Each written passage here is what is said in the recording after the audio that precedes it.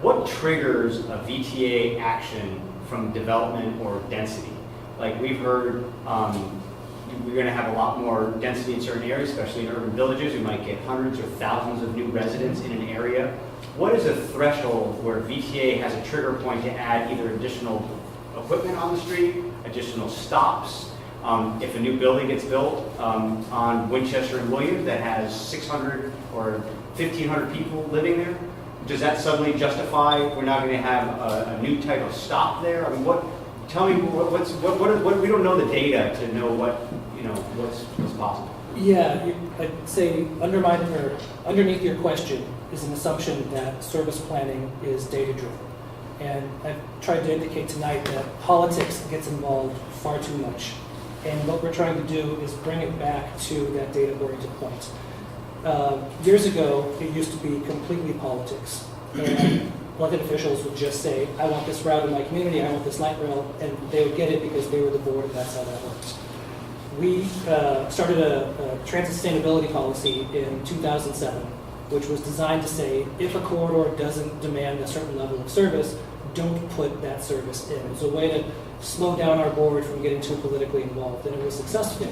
But one of the things we know about frequency of service is that that is what drives ridership, not the other way around. So that policy leads us to say, well, we're not going to put a route in there because there's not demand. Well, the demand's not showing up because your buses aren't frequent enough. You need to have faith that those urban design characteristics are there and then put in the route. And in this planning process, we're ditching that other way of doing it and instead really paying attention to the urban design.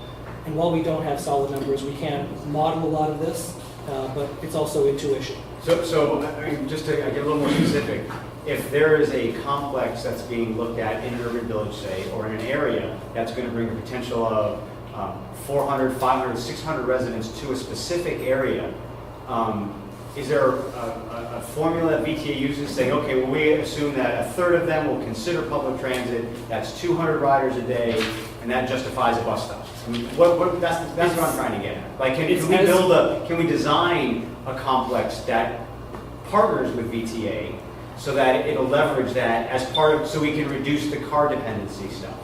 It's as complex as you just stated it. Whether people ride transit or not depends on a lot of things. How many parking spaces they have in their development, how easy it is to get there, the frequency of service, all that.